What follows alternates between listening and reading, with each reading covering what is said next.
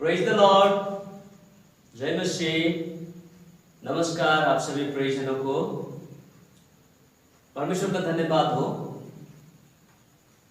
हम आशा करते हैं कि आप सब कुशल मंगल से होंगे और परमेश्वर की कृपा और अनुग्रह आपके साथ रहे, आपके परिवार के साथ रहे, सभी प्रियजनों के साथ रहे। हम ये दुआ करते हैं, कामना करते हैं हमारे परमेश्वर से। तो मैं आज फिर आपके सम्मुख एक विषय को लेकर आया हूँ, अपने माता और पिता का आदर करना। ये दूसरा पार्ट है। पहले पार्ट मैंने वीडियो बनाया है पहले पार्ट का, और ये दूसरा पार्ट है जो आपके सम्मुख मैं लेके आया है। मुझे अपने माता और पिता के ऊपर बोलना बहुत ही अच्छा लगता है, क्योंकि माता पिता हमारे जीवन का सबसे मुख्य अंश है और सबसे मुख्य विशेष बात और विशेष स्थान हमारे जीवन में माता पिता का ही है। पिछले वीडियो में आपने देखा पहला जो अंश है वो हमारे परंपराओं के कारण अपने माता और पिता का आदर करना और उसके आज्ञा को आसानी से टाल दिया जाना। हम बड़े आसानी से परंपराओं के पालन करने के द्वारा हम अपने माता पिता के आज्ञाओं को टाल देते हैं, बहुत ही आसानी से, है ना। और दूसरी बात है, हमने देखा शापित हो जो अपने माता या पिता को तुच्छ जाने। बाइबल हमें बताती है व्यवस्था विवरण उसके 7वां अध्याय का 16वां अंश का पहला अंश, 16वां पद का पहला अंश हमें बताता है कि यदि हम अपने माता और पिता को तुच्छ समझे तो उसमें परमेश्वर का श्राप है, क्योंकि माता पिता हमारा जन्मदाता है, हमारा पालन करता है, हमारा परवरिश करता है। तीसरी बात है, अपने माता और पिता का आदर कर, जिससे तेरा भला होगा और तेरे जीवन के वर्ष अधिक होंगे। ये तीनों विषय पर हमने बातचीत की है पिछले पहले पार्ट के वीडियो में। विशेष करके हमारे जवान युवा और युवतियों के लिए बहुत ही महत्वपूर्ण विषय है ये, अपने माता और पिता का आदर करें। ये बहुत ही महत्वपूर्ण विषय है। अपने माता और पिता का आदर कैसे करें, पहला प्रश्न। आज दो प्रश्न का उत्तर हम देखने के लिए जा रहे हैं कि अपने माता और पिता का आदर हम कैसे करें, और दूसरा है अपने माता और पिता का आदर हम क्यों करें। ये दो मुख्य प्रश्न जो है हमारे बीच में है, और इन दो मुख्य प्रश्नों के कारण से हमारे मन में नाना प्रकार के प्रश्न और नाना प्रकार के खलबली या समस्याएं या नाना प्रकार की चिंताएं उभर कर आती है। तो ये दोनों प्रश्नों का उत्तर हम कैसे प्राप्त कर सकते हैं और कैसे अपने माता पिता को आदर कर सकते हैं, इस विषय में हम देखेंगे। पहला प्रश्न है, हम अपने माता पिता का आदर कैसे करें। सीधी सी उत्तर यह है कि उनके आज्ञाओं को पालन करके और उनके अनुशासन के दायरे में रह के हम अपने माता और पिता का आदर करें। आइए तो हम बाइबल से देखते हैं कि इस विषय में बाइबल हमें क्या सिखाता है। लेकिन एक बात हम आपको ध्यान दिला देना चाहते हैं, बता देना चाहते हैं, वो ये है कि शिक्षा, ये जो शिक्षा है यह किसी धर्म या संप्रदाय या जाति का नहीं है, किसी धर्म संप्रदाय या जाति का नहीं है। यह प्रत्येक व्यक्तित्व का कर्तव्य है, ये प्रत्येक मनुष्य का कर्तव्य है, और ये शिक्षा हम सभी के लिए और समाज के लिए, परिवार के लिए बहुत ही आवश्यक है। तो बाइबल हमें इस विषय में कैसी शिक्षा देती है, क्या शिक्षा देती है, हम इसको देखेंगे। बाइबल में ईश्वर सबसे पहला और एक ही आज्ञा मनुष्य को दिया था, सबसे पहला और एक ही आज्ञा मनुष्य को दिया था। बाइबल में बताया गया था कि तू उस फल को जिस दिन खाएगा उसी दिन तू अवश्य मर जाएगा। मैं उसे पढ़ देना पसंद करूंगा। उत्पत्ति 2 अध्याय 9 पद। और यहोवा परमेश्वर ने भूमि से सब बाटी के वृक्ष को देखने में मनोहर और जिनके फल खाने में अच्छे हैं उगाए, और वाटिका के बीच में जीवन के वृक्ष और भले या बुरे के ज्ञान के वृक्ष को भी लगाया। परमेश्वर ने नाना प्रकार के फलदायी वृक्ष के अलावा परमेश्वर ने दो विशेष वृक्ष जो आदम की बगीचा के बीच में लगाए गए थे, दो विशेष पेड़। और वो पेड़ का नाम था जीवन का वृक्ष और दूसरा पेड़ का नाम था भले और बुरे के ज्ञान का वृक्ष। तो ये दो वृक्ष लगाए गए थे, जिनमें से एक वृक्ष का फल खाने के लिए आदम और हवा को परमेश्वर ने मना किया था, और वो थे भले या बुरे के ज्ञान का फल का वृक्ष का फल खाने के लिए मना किया था। 16वां पद और 17वां पद में देखते हैं, और यहोवा परमेश्वर ने आदम को ये आज्ञा दी, तो वाटिका के सब वृक्षों का फल बिना खटके खा सकता है, पर भले या बुरे के ज्ञान का जो वृक्ष है उसका फल तू कभी न खाना, क्योंकि जिस दिन तू उसका फल खाएगा उसी दिन अवश्य मर जाएगा। तो ये वार्निंग परमेश्वर ने पहले ही आदम और हवा को दे चुकी थी कि जिस दिन तू उस वृक्ष के फल खाएगा उसी दिन तू मर जाएगा। उसमें से फल खाने के लिए परमेश्वर ने मना किया था, सिर्फ एक ही आज्ञा था। लेकिन क्या होता है आगे चलकर हम देखता है कि मनुष्य के बीच एक तीसरा व्यक्ति आ गया है। A third person entered into their garden। जो तीसरा व्यक्ति है वो उस वाटिका में आ गया, और वो व्यक्ति था शैतान, जिसके साथ आदम और हवा का कोई संबंध नहीं था, कोई परिचय नहीं था। वो अपने आप ही उस वाटिका में घुस गया, और घुस जाने के बाद आदम और हवा से बातें की। आदम और हवा से बातें की, मीठी मीठी बातें की। क्या बातें की? हम तीसरा अध्याय का 1 से लेकर 7 पद में देखते हैं। यहां पर हम देखते हैं कि वो आदम और हवा को बहकाने लगा। क्या पूछने लगा? प्रश्न क्या करने लगा? क्या तुमको परमेश्वर ने इस बगान के, इस वाटिका के सभी वृक्षों का फल खाने के लिए मना किया है?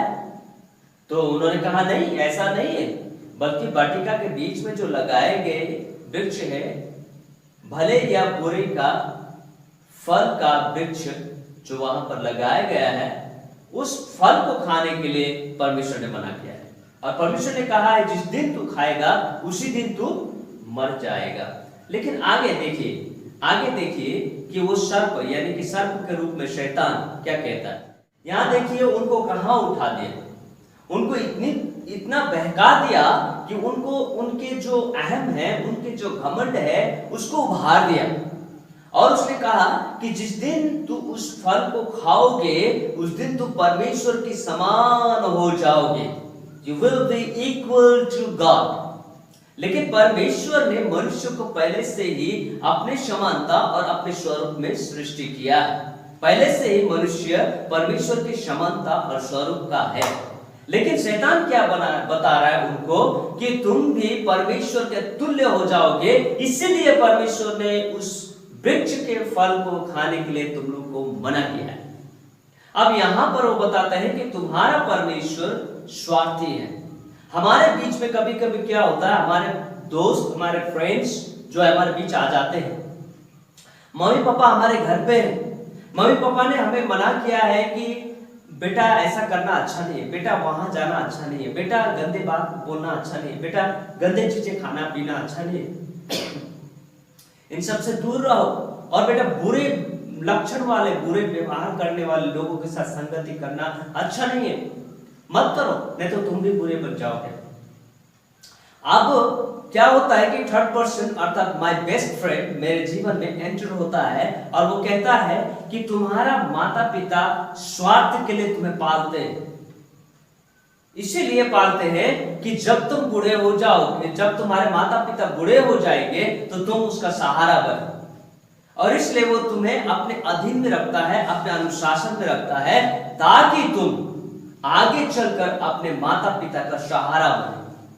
अब कहता है कि तुम्हारे जीवन तो बहुत है, तुम्हारी उम्र बहुत है, तुम एंजॉय करो, आनंद रहो, अरे इधर जाओ, पार्टी करो, ये करो, वो करो। क्या तुम माता पिता के इसमें बने हुए हो आजकल के जमाने में, है ना? इस प्रकार के थर्ड पर्सन जो है हमारे जीवन में एंट्री डालता है, और हम उनके मीठे मीठे बातों में फंस जाते हैं। ठीक उसी तरह से आदम और हवा भी उस धूर्त सर्प अर्थात शैतान जो सर्प के रूप में आया उसके बहकाव में फंस जाता है, और वह क्या करने लगते हैं कि हवा उसको लालच होने लगता है, हवा के मन में लालच डाल देता है और वो लालच करने लगती है और उसको एक अहम जो घमंड है वो आ जाती है, प्राउडनेस आ जाता है। और उसके बाद वो क्या करती है, वो फल को तोड़ती है और खाती है। देखो यहाँ पे शैतान ने तोड़कर उनको खाने के लिए नहीं दिया, परंतु हवा ने खुद तोड़कर खाई। हमारे जीवन में कभी कभी ऐसा होता है कि हमारे फ्रेंड्स हमें गलत मार्गदर्शन करते हैं, गलत ट्रैक पर ले जाते हैं और हमें छोड़ देते हैं। और हम जब गलती करते हैं और यदि हमारे ऊपर में आरोप लगाया जाता है तो हम बोलते हैं मेरे फ्रेंड्स ने कहा, लेकिन फ्रेंड्स क्या कहता है, फ्रेंड्स कहता है नहीं मैंने तो कहा पर तुमने तो किया, मैंने तो ये नहीं कहा कि तुम ऐसा करो लेकिन तुमने किया, इसमें मेरा क्या गलती है? मैं कहूंगा तुम कुएं पे कूद जाओ तो कूद जाओगे, तो हमारा दोस्त ऐसे कहेंगे। जब मुसीबतें सामने आएगी, जब समस्या आ जाएगा, जब हमारे जीवन पे मुश्किलें पैदा हो जाएगी, तब हमारे दोस्त क्या बोलेंगे कि मैं कहूंगा तुम कुएं पे कूदो तो तुम कूदोगे, तब हम फंस जाएंगे, तब हम फंस जाएंगे, हम समस्या में पड़ जाएंगे, माता पिता के सामने हम नीचे हो जाएंगे। ठीक उसी तरह हवा और आदम के साथ में हुआ। आदम और हवा ने परमेश्वर की उस आज्ञा को बरकरार रखने नहीं सका, सिर्फ एक आज्ञा कि उस फल को मत खाना, वो बरकरार रखने नहीं सके और उन्होंने उस फल को खाए, दोनों खाए। हवा पहले खाए फिर आदम को खिलाए और आदम ने भी खाया। और उसके बाद क्या होता है, उसके बाद क्या होता है हम देखते हैं 8 से लेकर के 13 पद। अब क्या हुआ, वे लोग पहले नग्न थे परंतु लजाते नहीं थे, उनमें लाज नहीं था, शर्म नहीं था, क्योंकि उनके जीवन में पाप नहीं था, है ना। एक जब बच्चा होता है, एक बच्चा होता है जो वो जन्म से लेकर के 5-6 साल 10 साल तक के उम्र में वो नग्न होकर नहाता है। मम्मी पापा उनको नहा देते हैं परंतु उसे लाज नहीं लगता। लेकिन लाज कब लगने लगता है, जब वो धीरे धीरे मैच्योर होने लगता है ना। तब मम्मी पापा को कहते हैं नहीं मम्मी पापा रहने दो, हम खुद नहाएंगे, है ना। वो खुद से नहाना शुरू करते हैं और वो खुद से अपने आप को नहाते हैं। लेकिन 10 साल की उम्र तक उनको कोई लाज नहीं था, अर्थात चिल्ड्रंस आर इनोसेंट, है ना। उनको कोई उनके जीवन में कोई पाप नहीं होता, वो शुद्ध मन का होता है और इसलिए उन्हें किसी प्रकार का लाज शर्म या डर नहीं होता। लेकिन अब यहां हम देखते हैं, एक तो आदम और हवा के जीवन में लाज शर्म आया और दूसरा डर आया। जो डर गया वो मर गया ना। ठीक यहां पर क्या होता है कि आदम और हवा पहले तो लजाते हैं और किसी पेड़ के पीछे जाके छिप जाते हैं, पत्तेदार पेड़ के पीछे जाके छिप जाते हैं, क्योंकि परमेश्वर उनसे भेंट करने के लिए ठंडे समय शाम के समय पर आया करते थे, सुबह के समय पर आया करते थे। लेकिन उस दिन वे लोग परमेश्वर के आहट और आवाज को सुनकर छिप गए और परमेश्वर से डर गए। तब यहोवा परमेश्वर ने पुकार कर आदम से यह पूछा तू कहां है? उसने कहा मैं तेरा शब्द बारी में सुनकर डर गया, क्योंकि मैं नंगा था इसलिए छिप गया। अब परमेश्वर को पता चल गया कि उन्होंने ये फल खाया है और परमेश्वर ने कहा तुम्हें किसने बताया कि तुम नंगे हो? तुम्हें किसने बताया कि तुम नंगे हो? जिस वृक्ष का फल खाने को मैंने तुझे मना किया था, क्या तूने उस फल को खाया? आदम ने कहा जिस स्त्री को तूने मेरे संग रहने को दिया था उसी ने वृक्ष का फल मुझे दिया और मैंने खाया। और यहां पर हम देखते हैं कि अब एक दूसरे पर दोष लगाना शुरू हो जाता है, पॉइंट आउट करना शुरू हो जाता है कि आदम को जब परमेश्वर पूछता है कि तुमने ऐसा क्यों किया, तो आदम ने कहा जिस स्त्री को तुमने मेरे साथ रहने के लिए दिया था वो स्त्री अर्थात हवा ने मुझे वो फल दिया और मैंने खाया। उसने मुझे दिया और मैंने खाया। अब स्त्री का क्या जवाब है? यहोवा ने स्त्री से कहा तूने ये क्या किया है? स्त्री ने कहा सर्प ने मुझे बहका दिया तभी तो मैंने खाया।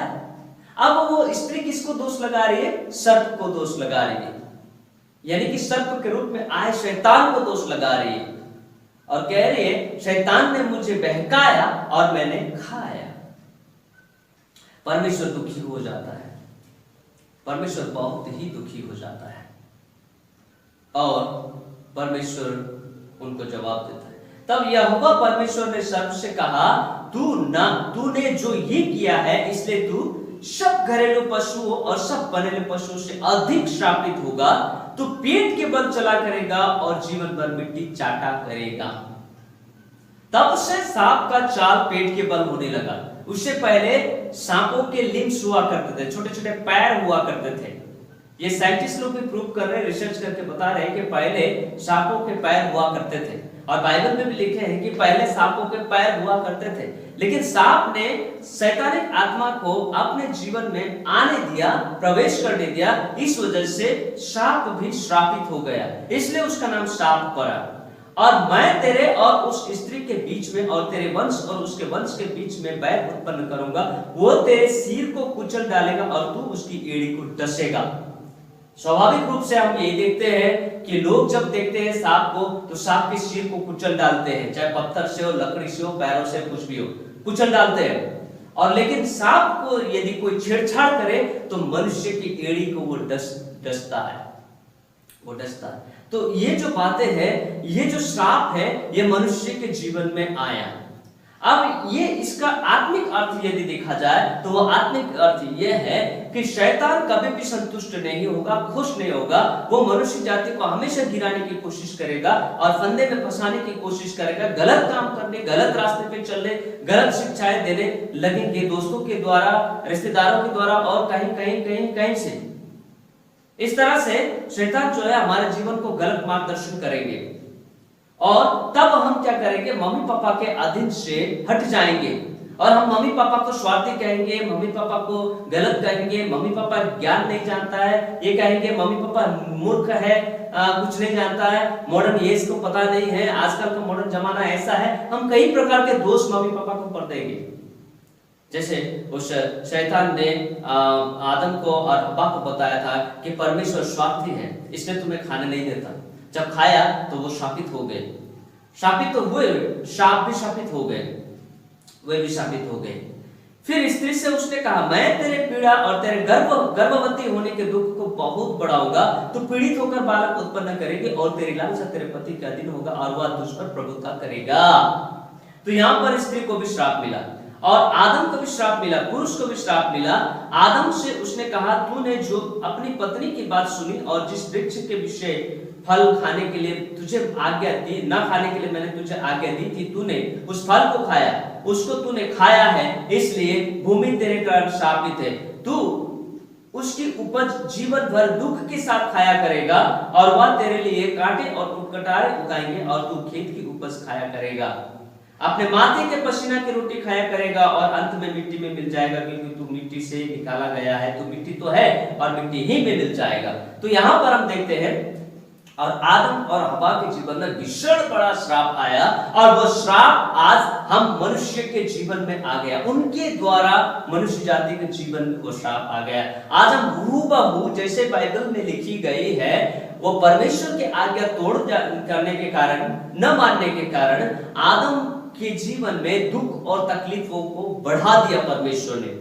खेती करते समय ऊंट कटारे नहीं उगते थे, जंगली बीज वगैरह नहीं होता था, लेकिन अब हम जब खेती करते हैं जंगली बीज उठते हैं, ऊंट कटारे उठते हैं जिसको सफा करने के लिए, और कीड़े मकोड़े होते हैं जिसको मारने के लिए मेडिसिन और पेस्टिसाइड्स का यूजेस करते हैं। उसके बावजूद भी हमारा फसल अच्छा नहीं होता और हम पूर्ण फसल को प्राप्त नहीं कर पाते। लिखा है कि माथे की पसीना का कमाई तू खाया करेगा। आज हम जब तक मेहनत नहीं करते, परिश्रम नहीं करते, हमारे घर पे अनाज नहीं जुटता है, हमारी जरूरतें पूरी नहीं होती है। कोई विदेश में जाकर कमा रहा है, कोई अन्य स्टेट में जाकर कमा रहा है, तो कोई मेहनत और परिश्रम करके कमा रहा है। हमें काम तो करना है, बिना काम किए हमें नहीं अनाज नहीं मिलेगा, और वो तो जिंदगी भर हमें करना पड़ेगा। उसके अलावा अंत में हमारी मृत्यु होगी और हम मिट्टी में मिल जाएंगे। वो मृत्यु कहां से आया? वो मृत्यु कहां से आया? वो मृत्यु तब आया जब आदम और हव्वा ने परमेश्वर की उस एक ही आज्ञा का उल्लंघन किया, पालन नहीं किया। आज प्रियो, आप भी और हम भी यदि अपने माता पिता के शिक्षा को नहीं सुनते हैं, नहीं मानते हैं, और हम किसी थर्ड पर्सन की बातों को मानते हैं, तो हमारा भी दशा वैसा ही होगी। बहुत सारे बच्चियां हैं, बहुत सारे युवा युवती है जो अपने मर्जी से विवाह करके और अपने मर्जी से पसंद करके जिस लड़की के साथ भाग गया है, या तो वो आज रेड लाइट एरिया में है, या तो वो आज बहुत दुख और तकलीफ में है, या तो वो आज जिंदगी भर पछतावा में है। किसी किसी को तो मम्मी पापा ने ये भी कह दिया है कि तू आज से मेरा बेटा या मेरा बेटी नहीं, तुम मेरे लिए मर चुके हो। तो मम्मी पापा को कितना ठेस लगा। यहां पर परमेश्वर को उतना ठेस लगा कि उसने मनुष्य को दोबारा मिट्टी में ही मिला दिया, क्योंकि मिट्टी से बनाया गया, मिट्टी में ही मिल जाएगा। याद करके देखिए, स्मरण करके देखिए कि मनुष्य को जब जलाता है वो राख बन जाता है, जब इंसान जब मर जाते हैं और उसको दफनाते हैं तो वो खाक बन जाते हैं। तो दोनों एक ही जगह जाता है, वो है मिट्टी। तो मिट्टी में ही मिल जाएगा, मिट्टी से बनाया गया मिट्टी में मिल जाएगा। ये बातें जो बाइबल में लिखी गई है, परमेश्वर का ये शब्द है जो बताया गया है, आज पूरा होते हुए हम अपने आंखों से देखते हैं। इसलिए मैं परमेश्वर के वचन से बताना और सिखाना पसंद करता हूं कि हम कभी धोखा ना खाएं, हम कभी धोखा ना खाएं। केवल ये मसीह या क्रिश्चियन लोगों के लिए केवल नहीं है, परंतु हम सभी जो बच्चे हैं माता पिता के, हम सभी के लिए है कि हम माता पिता के आदर करें और उसके आज्ञा का पालन करें और उनके अनुशासन के अधीन में रहे, तो हमारा जीवन सचमुच आशीषित होगा, सचमुच हमारा जीवन में फल होगा और हम खुशी और आनंद के साथ जीवन व्यतीत कर सकेंगे। आदर हवा के आज्ञा न मानने के कारण उन पर ये सारे श्राप आए, ये सारे श्राप आए। दूसरा प्रश्न है, अपने माता और पिता का आदर क्यों करें? अपने माता और पिता का आदर क्यों करें? क्योंकि वे अपना सब कुछ हमारे लिए छोड़ जाते हैं, यहां तक कि हमारे जीवन को सम्माननीय, आदरणीय और उच्च स्तर तक पहुंचाने के लिए अपने प्राण की भी परवाह नहीं करते। इसलिए हम अपने माता और पिता का आदर करें, उनका सम्मान करें। जब वो बुढ़ा और बुढ़ी हो जाते हैं तब उनको उठाकर बेकार है बोलकर, व्यर्थ का है बोलकर, बेकाम का है बोलकर अनाथ आश्रम में ना दे दे। कभी ऐसा ना करे, कभी ऐसा ना करे। मैंने कई बुढ़ा बुढ़ी से अनाथ आश्रम में जाकर के मिला और जब मैंने उनसे मिला, वो अपने बच्चों के विषय में कभी बुरा नहीं कहते। वो अपने बच्चों के विषय में कहते हैं, आज मेरा बेटा इंजीनियर है, कोई कहता है आज मेरा बेटी बहुत बड़ा एक डॉक्टर के साथ, बहुत बड़ा एक ऑफिसर के साथ विवाह करके खुशी है, मेरा एक छोटा सा नाती भी है। ऐसे ऐसे बातें करते हैं। अपने बच्चों के विषय में बुराई हम नहीं सुनते उनके मुंह से, उनके जीवन से। हम ये पूछते हैं कि आप यहाँ किस लिए हैं, तो वे बोलते हैं कि घर में कोई नहीं है, मेरे बेटी या मेरे बेटा कमाने के लिए बाहर गए अपने बहू के साथ, अपने दामाद के साथ, और यहाँ कोई नहीं है केयर करने के लिए, इसलिए हमें यहाँ भेज दिया है ताकि वो महीने पर मेरे लिए खर्चा भेज सके। और वही खर्चा भेजते हैं और मैं इधर ही रह करके अपना जीवन व्यतीत करती हूँ या करता हूँ। ऐसे बहुत सारे जो एजेड है, जो बूढ़े और बुढ़िया हैं, उनसे मैंने मुलाकात की और मुझे बहुत अफसोस लगता है क्योंकि उन्होंने अपनी सारी उम्र, सारा जीवन अपने बच्चों का पालन पोषण करने में, अपने बच्चों का परवरिश करने में व्यतीत कर देते हैं, अपना सब कुछ त्याग कर देते हैं, अपनी जिंदगी, अपनी सुंदरता, अपना सब कुछ, अपना प्रॉपर्टी, अपना धन, अपना दौलत, सब कुछ निछावर कर देते हैं। उसके बावजूद भी जब हम अपने माता पिता को परवरिश करने का समय, हमें जब अपने माता पिता का परवरिश करने का समय आता है, तब हम अपने माता पिता को अनाथ आश्रम में छोड़ देते हैं, वृद्ध आश्रम में छोड़ देते हैं। ऐसा नहीं होना चाहिए, कभी भी नहीं होना चाहिए, क्योंकि लॉजिक सी बात है कि यदि माता पिता नहीं होता तो हमारा अस्तित्व होता क्या?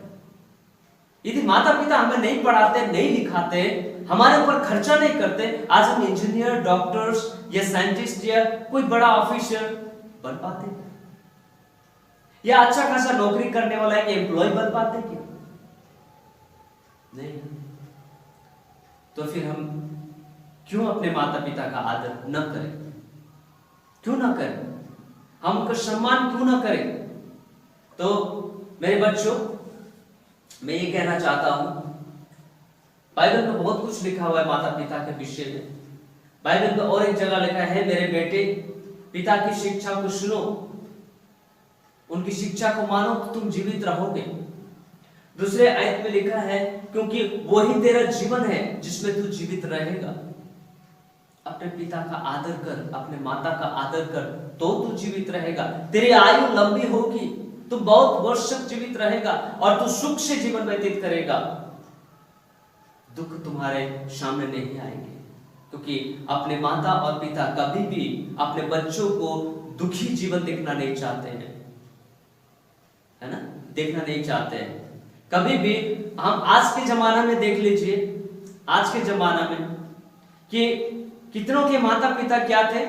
लेबर काम करते थे, लेकिन आज उनके बच्चे एक बड़े रैंक में, बड़े ऑफिसर के रूप में फौज में हैं, और उनके बच्चे बिल्डिंग ठोक रहे, गाड़ियां किन रहे।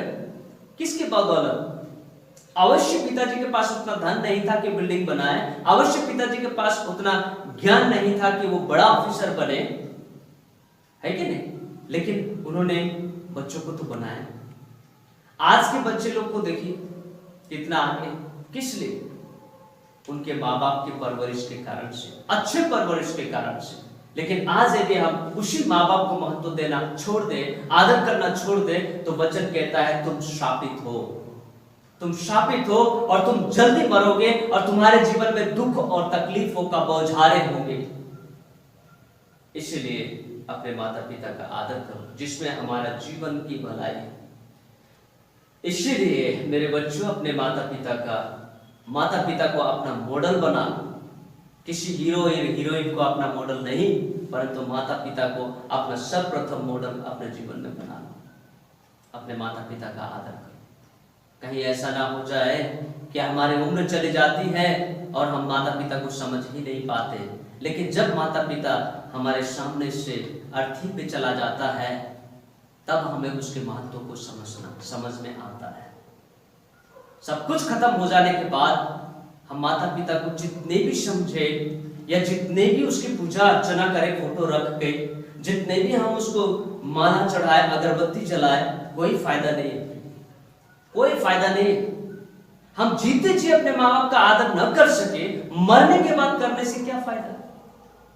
इसलिए जब तक अपने माँ बाप जीवित है, उनका आदर करें, उनका सम्मान करें। अपने माता पिता को अपना सुपर हीरो बनाएं, अपना सुपर हीरो। हर जगह उसकी प्रशंसा करें, हर जगह उसकी बड़ाई करें, उनका बुराई कभी ना करें, क्योंकि वो हमारी बुराई नहीं चाहता। वो बच्चों की बुराई कभी नहीं चाहता, वो बच्चों की भलाई चाहता है, बच्चों की दीर्घायु चाहता है। बस इतना कहकर मैं आज का ये मैसेज समाप्त करता हूँ। मैं समझ सकता हूँ कि आप मेरे मैसेज को समझ गए हैं, और मैं आशा करता हूँ कि जितने आप मेरे मैसेज को सुन रहे हैं, आज के बाद अपने माता पिता को पहला दर्जा देंगे, उसको जो पाने का हक है वो आप देंगे, जो आदर है वो आप देंगे, और अपने माता पिता को अपना सुपर हीरो बनाएंगे। Thank you very much. God bless you all.